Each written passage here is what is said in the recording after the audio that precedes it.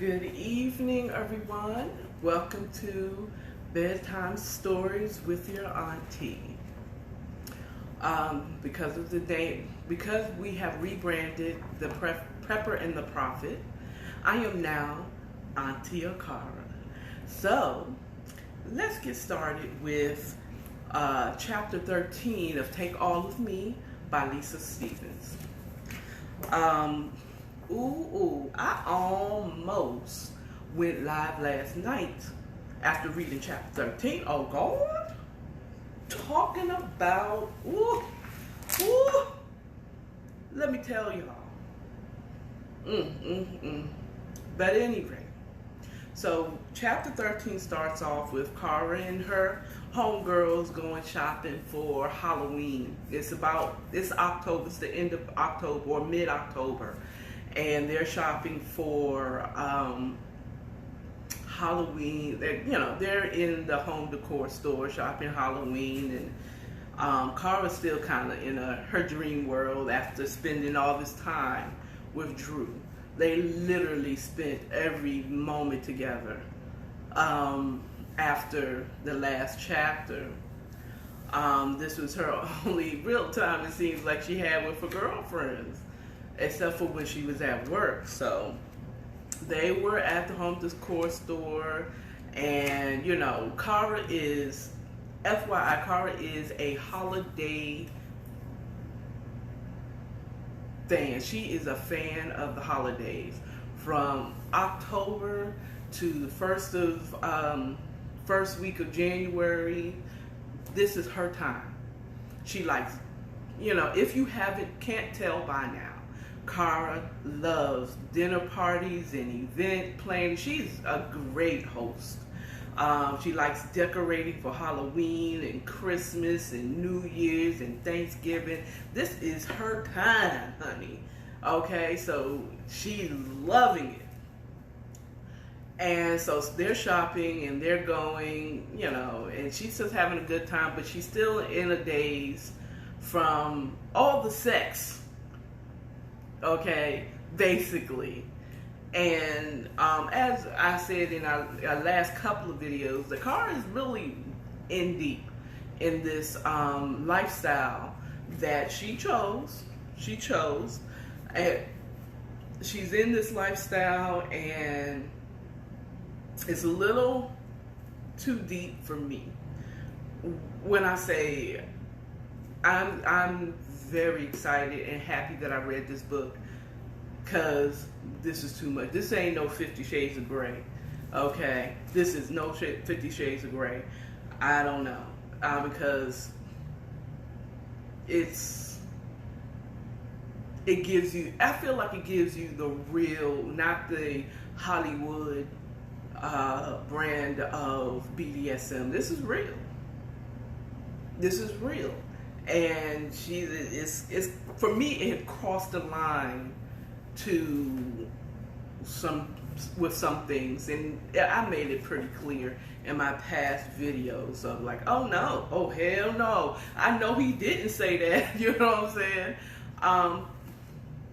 But whatever, going on. So they this is like pretty much the first day or so that they were not together every moment of the day. So she's excited about it. She wants to throw a dinner party. Now Drew that's not him. He doesn't have friends.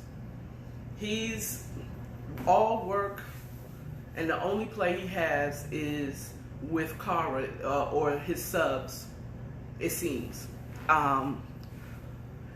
He's the complete opposite of Cara. He's the complete opposite of her. He's not really into it, but she wants to throw a dinner party. And she asked if he was okay with her throwing a dinner party. Once again, he made it very clear that they're not in a relationship like the typical loving relationship. He was the dom and she was the sub. But he did concede because he understood that he had been occupying her time for the last month, it seems. You know, so he said, I've been occupying your time. You haven't been able to hang out with your friends or do anything that you want because I have been occupying your time. So he conceded and said, okay, fine, we can have the dinner party. But no, I don't like it. Okay. So they have the dinner party. He plays the role of the perfect boyfriend.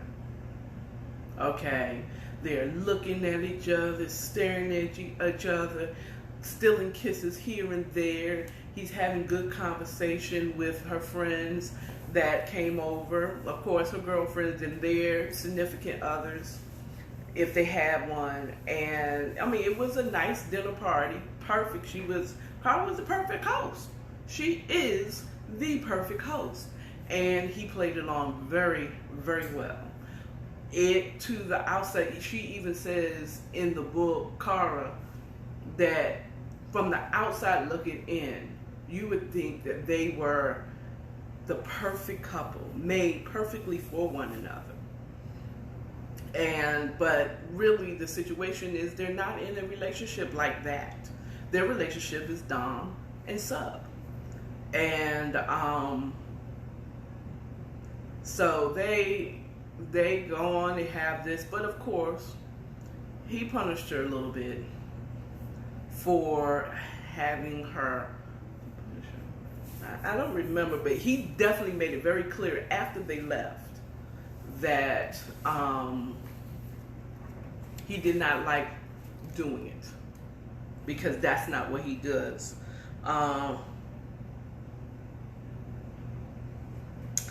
I'm trying to see, because he specifically says, like, look, I don't have friends. I don't do dinner parties and all that stuff. But he conceded for her.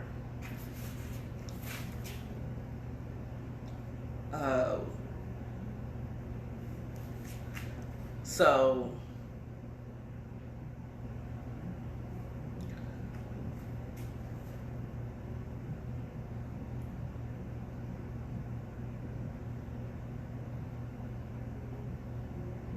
but he did punish her a little bit. I was trying to find that I didn't underline, or I didn't highlight it, or what they dog-eared the page, because whatever. Read the book. It's available on Amazon and will be in the subject down below in the description. But she, so he punished her after it because he didn't really want to do it, but he did it for her. And, it is what it is, because that's part of life. So the good part happens. Dun, dun, dun. So, he didn't spend the night, he dropped her off at her home, and because he had to go to work the next day. He had business that he needed to handle the next day, and he didn't need her in his bed because she would have been a distraction to him. So she does the regular morning routine of getting up, getting dressed, washing, taking a bath, or taking a shower, washing her face, getting her coffee, the regular getting ready to go to work. She really kind of, it was a Friday, so normally it's Jean Day, but she was informed that there was going to be a meeting, so she dressed she dressed business-like, but comfortable. It was cute. She said a beige pencil skirt with a sleeveless sweater with a collar. It's kind of like a big collared sweater. And she was cute from girl, go do you. Be a power businesswoman girl. So anyway, she was cute. She went in the office ready for the meeting. And so they all gathered to go into the meeting, and with their coffee, and of course they have donuts. They always lure you in to a meeting with food. They have to have something, donuts, bagels, or something, you know. And so she's in there, she's sitting there, and of course her and the girlfriends at work were like discussing, this might be a buyout situation. You know, I guess the company was struggling anyway. So it's possibly a buyout. Someone is going to buy their company, you know, in order to keep them afloat or whatever the situation and whatever.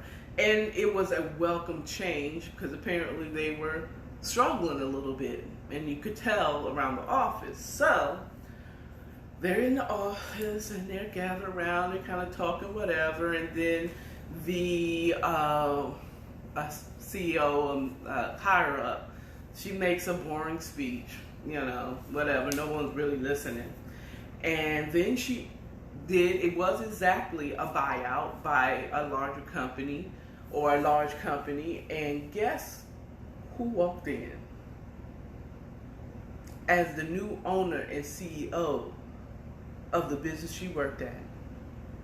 You got it. You got it. It was Drew. Drew walked in.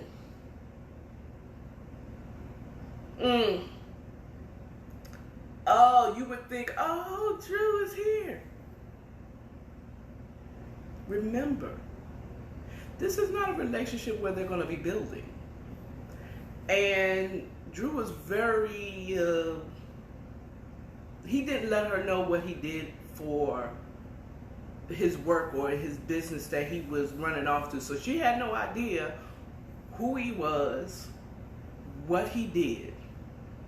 Nor did she, because she did play it a little smart when he was asking her what she do, where she work, and all that stuff. She was like, I run a few people. Remember, back in chapter, I want to say 4 or 5, I could be wrong, whatever. But where they meet in the club, and she's like, I'm not going to tell you. You ain't going to tell me, I ain't going to tell you. So, but they have been together all this time, and their job just was not mentioned in all that they did. And Drew was purposely not telling her what he did. Not that he knew what she did, or, you know, it's not like he knew. Because he didn't. He didn't know. She didn't know. You would think that she'd be happy about this. Cara was livid. You hear me? Livid. Because now this is her dom, not her boyfriend, he uppercut her out of the blue with this, walking into her office. Okay. Now, I'm going to say there's a part where it seemed like he scanned the meeting room for her. It was described. So, I don't know. Though. I don't know. Something in my spirit tells me that Drew knew. That Drew knew. I think he knew when he came to the States from Australia. He knew. He knew. Now, I would understand that he wouldn't have. He had no idea if this wasn't the age of Google. He seems to me to be a very astute businessman. You think he did not research her? Where she worked? I don't know. I could be wrong. We'll see when we read the rest of the book. And I follow up. So she wasn't happy about it at all. And it showed all in her face. While everybody else was, after he announced and said whatever he said, you know, his ideas of where he wants to take the company, and the meeting was over, everybody was shaking it and introducing themselves and welcoming him to the company and so on and so forth.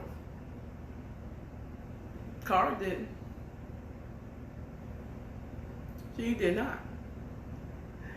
But he went straight to her when she wasn't getting up. He went straight to her, introduced her as his girlfriend to his lawyer and his assistant.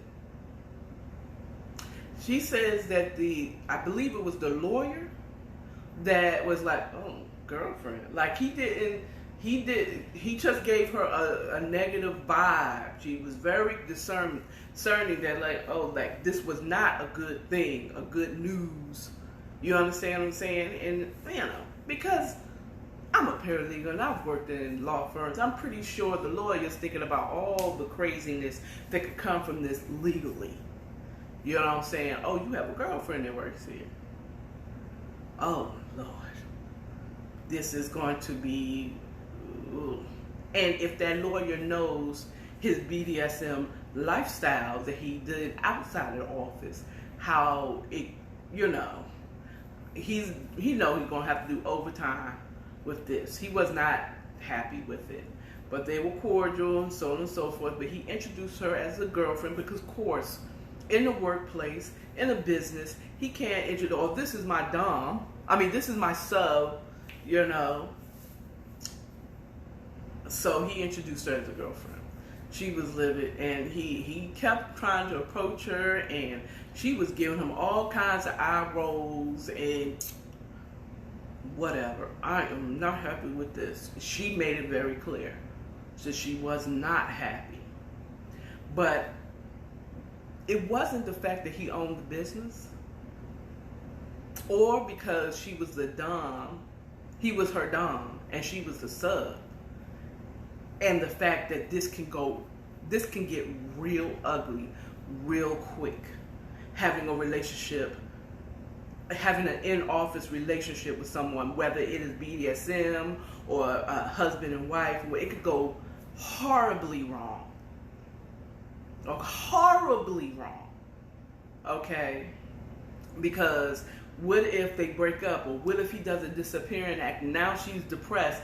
All of her friends work there. All of her girlfriends that she was cackling and they was getting her, you know, trying to lift her spirits by taking her out and all this stuff. This is the guy. They just had a dinner party with all her friends and their significant others in that office. Okay? That is a point that she put towards her girlfriend when she was like, I'm not happy about it.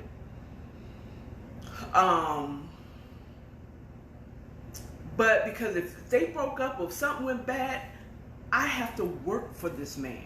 He is not only a co-worker, he is my boss.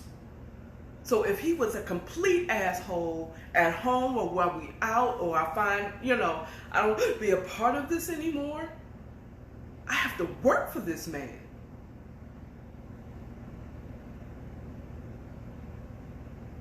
And if I leave, it'll be a clear indication that it's because of him. And all of her friends, the 10,000 friends she had in the office, because she have at least 7 best friends that work in the office with her, and she's been telling them everything about Drew. And you know how we are. Oh, he did this. Oh, he was so sweet, and he said this. And oh, girl, he really blew my back out last night. We be telling too much.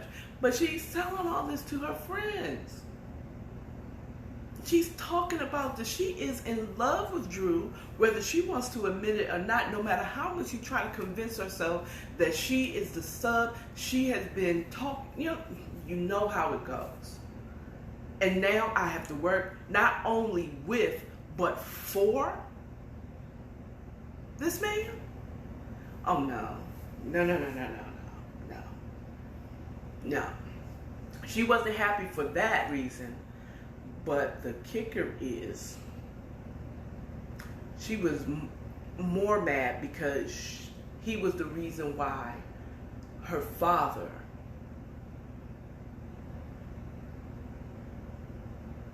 read the book. I'm I'm not going to give you everything. Read the book. Read the book. It was a whole nother reason why she did not like the fact that Drew owned that company. It revealed something.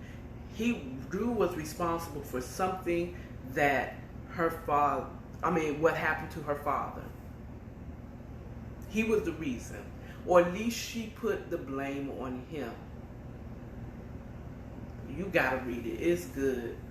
I would be wrong. I'd be amiss if I didn't tell you, because I read the book. Cara blamed Drew. Drew had taken over.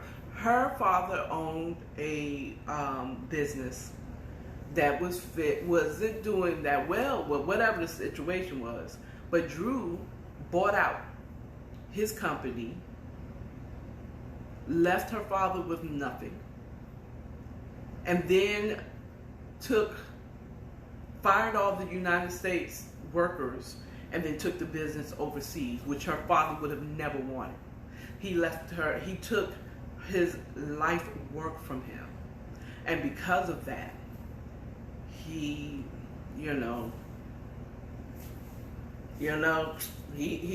gone now. He's gone on to glory, and he did it to himself. So Cara is livid from her toenails to the top strand of her hair, because now she knows that this man that she has been in love with, been spending all this time with, and owns her, was the reason why her father's not here. So she's angry. And she tries to busy herself by doing some filing in a part. And then, of course, Drew, dum-dum, okay, he's pressing the issue. Read the room, Drew. Give her space. I know you own her and everything, but give her space. But no, Drew don't see none of that. All he knows is he owns her. So he finds her in the file room, locks the door, and tries to take it from her. In the file room, at their job. Because remember, Drew have told her, I own you now. You belong to me. And I get it from you anywhere, wherever I want it. Okay? Now, for me, at this age of my life, ain't nothing about that sexy. But I still understand, because she's torn now, because she still likes him. She's still attracted to this man. Okay? But he is the reason why her father's not here.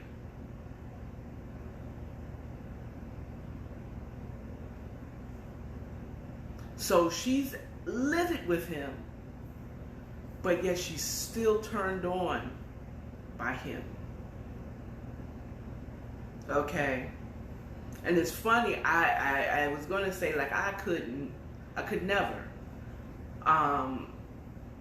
But it's funny, and I'm just going to take a little side note. I remember maybe a month or so ago, I had a dream about someone that emotionally, I was the same way. This person wasn't the best to someone in my family. And he did something horrible to someone in my family. And I dated him at one point, when I was dating him. And I had a dream that he came back, and I was torn. Like, I was still sexually attracted to him, but my loyalties lied with my family member, and I know my family member would not be happy with this person being back. Even less that I would be involved with this person. So I drew from that to understand where she's coming from. Matter of fact, actually, I didn't. When I was reading, I was like reading this, like, oh, I know he ain't. Oh, hell no. And how's she talking about she's still attracted to him? But at this very moment, as I was speaking, I was reminded of that dream. And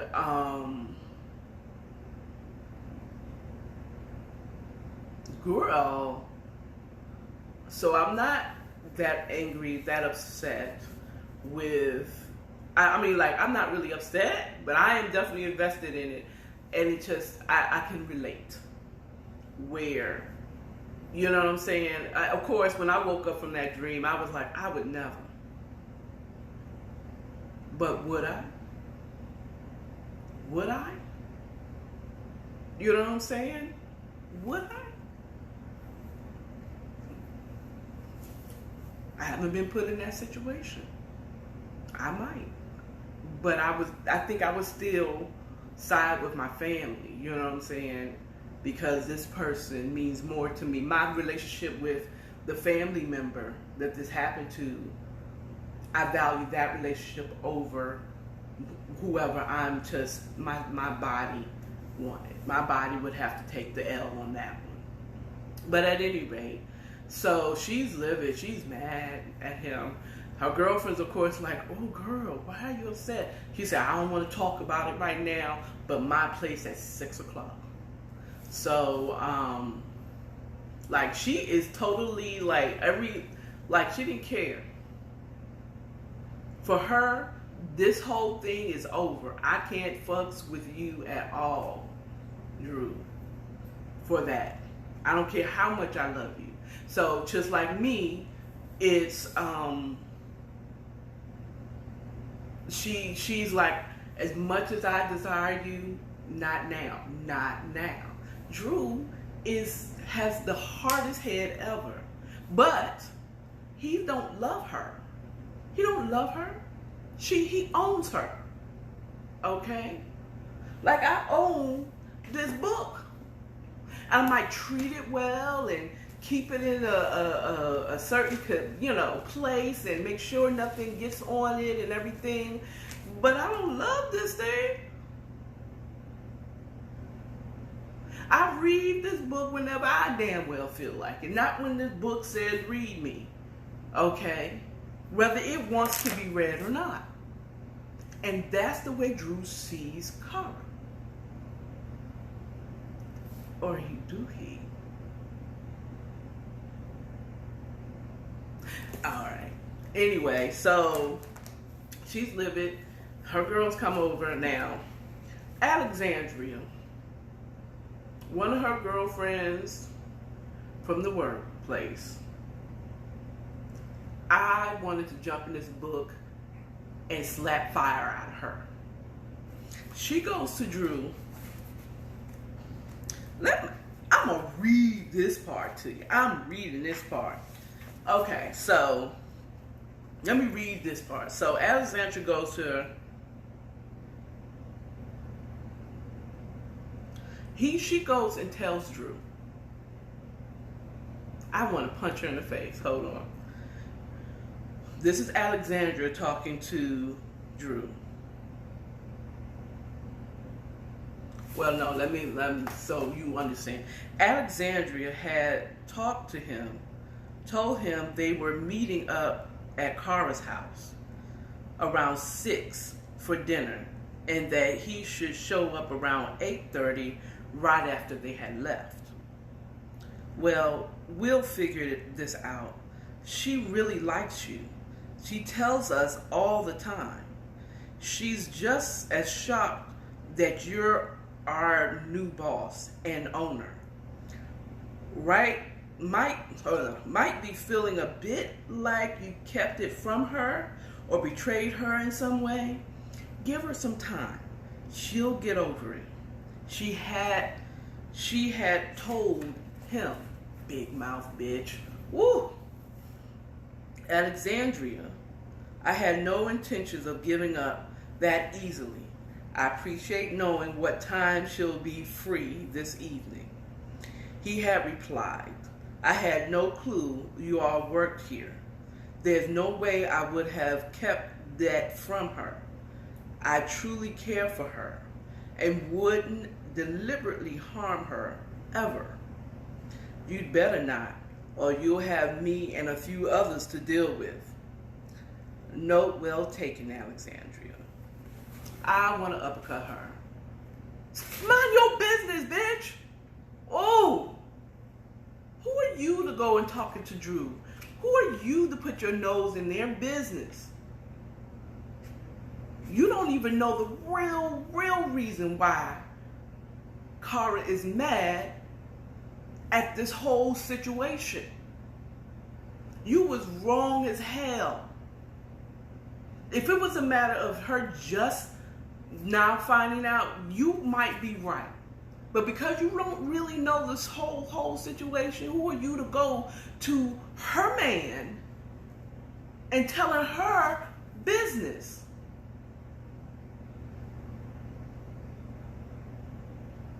Your loyalty lies with Cara, not Drew. Who you with? Oh, that part made me so mad. Made me so mad. Okay. Even though I understood that was good intentions. She had good intentions. She saw two people from the outside. They looked like a wonderful couple. You know what I'm saying? And that they were meant for one another. But she don't know. She don't know. What John B saying? They don't know. Don't worry about what people say. They don't know. They don't know what we got going on here. I was about to sing the song, but I forgot the words. But I do know he said they don't know what we got going on. That's the premise of the daggone song. You know what I'm talking about. Okay? I'm a whole black auntie out here. I be forgetting words and the rhymes and reasons of things. But you know what I'm talking about. At the same time, I'm not saying this. I'm trying to remember the melody, but it is what it is. But they don't know what's going on. You don't know. And then you set up there and gave her whole business. Oh, we're going to be going over there. You should be here about 8:30. So you're setting it up so they can be alone.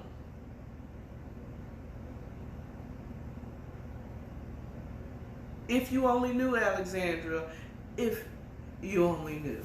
Now that brings me back to, I have to go back because, give me a minute here.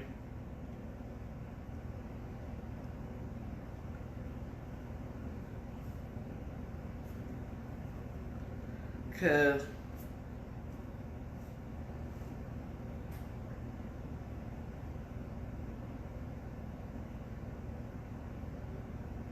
okay.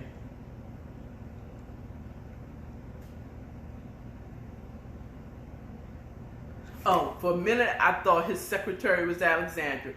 Oh, girl, that would have been a whole nother twist. So, bitch, you've been hanging around with me this whole time? And you knew this was the man that was about to take a... Ooh, but it wasn't. It wasn't. His secretary is Madeline. Ooh, I'd have been like, ooh, I would have been whole mad at Alexandria, but that wasn't it. It was Madeline. So she had the girls over. She, again, even in her pissness, this girl, Cara, this woman, Cara, is a hostess with the mostest. She's sending out food and snackables and eatable stuff here to have her girls over to, to discuss this whole thing. And where she is emphasizing the fact of, if everything goes wrong, I still have to work with this person, and then what? Which is a very good point, but not the reason why she's mad about the whole situation and mad at Drew. So later on, after they left, right on time, because Drew ain't never late. Okay, right when they left, everybody left, guess who comes a knocking at the door? Drew. Read the room. She doesn't want to be bothered. Give her space. So he comes in and he's still trying to assert his dominance a little bit in this thing. Okay, you know I don't like you doing that, but Cara made it, very clear that she was very closed off to him by her body positions. Because if you read the book, earlier Drew had made it very clear, even when they were talking online, that he did not like his subs to cross their legs or cross their arms, because that is an indication that they were not receptive to him. Okay? And so when he came in, she reluctantly let him come in and explain himself, because to him, he's totally oblivious. Or so he's saying, that he's oblivious to the fact that she worked there and all of that. And that he doesn't recognize that who she was. And she went in on him. He said, does the name Montgomery ring a bell? Does it ring a bell? You took my father's company from him. You did this and that and blah, blah, blah. And because of that, he took his life. You're the reason why my father's not here. You took his life work. And you still want to be up in this house, in my house? She didn't say this, but I'm adding my own judge. You up in my house trying to talk about you own me and you're mine and you don't like the way I'm doing stuff? First of all, no. This is over. Get out my house. And he's holding it like, I didn't know. I was young and stupid and I didn't know. Okay? He's really trying to convince her that he did not know. At the end of the day, she told him to get the hell up out of her house. And that it was over. Do you think Drew heard what she said? Mr. Not read the room, sir. Mr. I don't read the room. Mr. I don't give a about what you feeling. He says, it will never be over between me and you. And he walked out the door. Like, again, she doesn't even understand. When she agreed to this BDSM, this dominatrix type of relationship, that she doesn't have any control. It's still not going through her. She thinks she could just get out of it. That she controls it. This relationship, this type of relationship is not over until the dominant says it's over. Okay?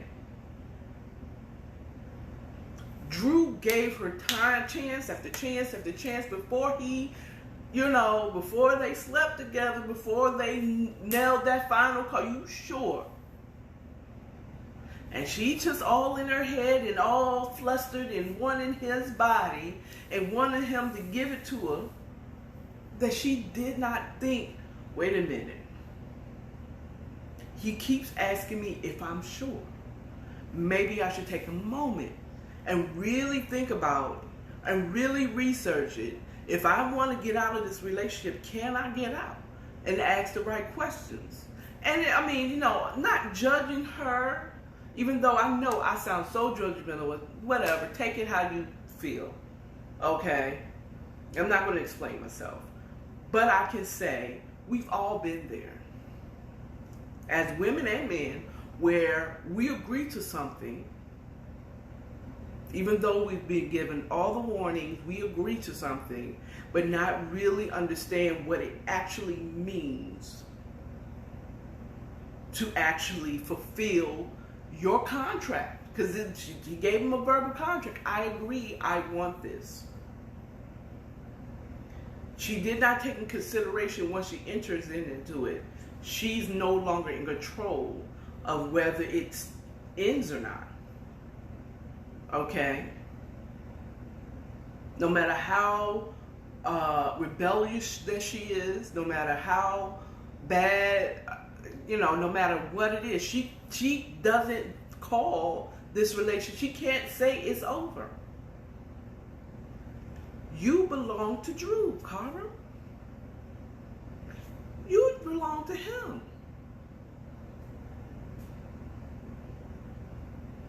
No matter how much you want to get out of it. There's nothing you can do. You're just going to have to bear it until he's tired of you. Woo, child. So, you know, he leaves her alone. He walks out. So that was the end of that chapter. I read 14 as well because it was a very short chapter. So after the weekend she spent, no one called her. Her friends didn't call her. She just cried and mad and emotional all weekend long. She finally decides to get out of the bed Sunday morning, wash her face, kind of take the puffiness out of her eye, get a cup of coffee, which ended up being a cup of brandy. I mean, a bourbon. I'm sorry, not brandy, but bourbon. In the morning, because she needed a drink after all what just happened. You know what I'm saying? And so, you know, she's, you know, just trying to, you know, wrap her head around everything that's going on. Oh, Mr. Not Read the Room calls. She doesn't answer the phone. So he texts her. Mr. Not reading the room. Mr. I don't care about your feelings. Which is, I mean, it is in this BDSM, there is no concern about your feelings. You can't, it's not about how you feel. I own you. He texts her and says, I want you now. Okay. And then he knocks on her door. Now,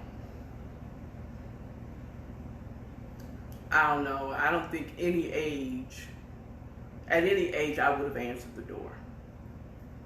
You know what I'm saying? I don't know about her. I would have resigned and moved out. Moved away. Changed my name. This masochist, was not gonna, this masochist, this person, I would have disappeared. That weekend, he would have came knocking on the door, there would have been a for sale sign on that bitch. I would have been out. You heard? My friends wouldn't have known where I was. I'd have been gone, especially if I had, as a matter of fact, I wouldn't even have resigned. I would have just disappeared and sent an anonymous letter from some address from somewhere, a state that I wasn't even in. Okay? I would have disappeared. Okay? Disappeared. But she didn't. She still don't know how to handle all of this. But she lets him in. Well, she didn't let, she opens the door and he comes in. Okay? And he said, did you not get my text? You know, I got your text. She was like, whatever. You know, she's not really wanting to see him, but she's wanting to see him, you know? So she lets him in, and she's a little snippy with him. And he still exerted his dominance over her.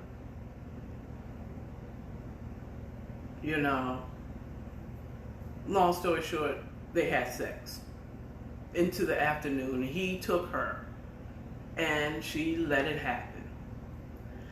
I don't know, it doesn't say how she felt about it yet because I haven't read 15. But I'm halfway through the first book or the first volume of this book. So we will see what's going to happen when I come back to you next week.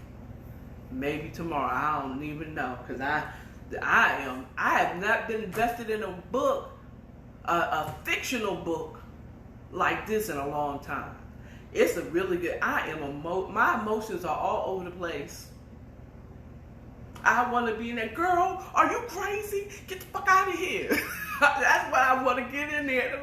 If this was a movie, I would be the one. I'd be the black person I am. Be like, girl, if you don't get the hell out of there, get out, leave, finish your damn work, have your little dinner with your friends. Oh, he didn't come over on Saturday? I'm out. Okay? No, but I'd have been gone. She's not someone that she has to stay where she is. She needs this job. No. I'd have been changed. I would have left, went to somewhere, the other side of the state. I would have changed my name. Okay? If Drew is not the diligent businessman he is, he didn't know that she was the daughter of the man that he took over his business and destroyed him. And he didn't know that she worked where she worked and didn't buy the business because she was there, then he's not going to do the due diligence to find her if she changed her name. You know? He wouldn't have done all that. You know what I'm saying? Or is he like Bill from Kill Bill? Okay, so I let you go ahead and do your little thing, but I'm going to find you. And he seems like the Bill kind of guy that would have found her. That would have found her eventually. He's going to let her think that she's all good. She's going to go on and live her life. And then he's going to come and bust up the place. But we'll see. We'll see. We'll see how this will continue on next time. I will see you next Friday or Saturday or tomorrow, whenever I choose to do this video, with bedtime stories with your Auntie Akara. You all have a wonderful evening. The book is available on Amazon. I haven't checked the price recently because it's not my book. I already got mine. You better get yours. You know what I'm saying? Keep up with me. You know what I'm saying? It's a good book. It's going to take you through some ups and downs. Whew. Boy, y'all, my God. See y'all next time. Bye.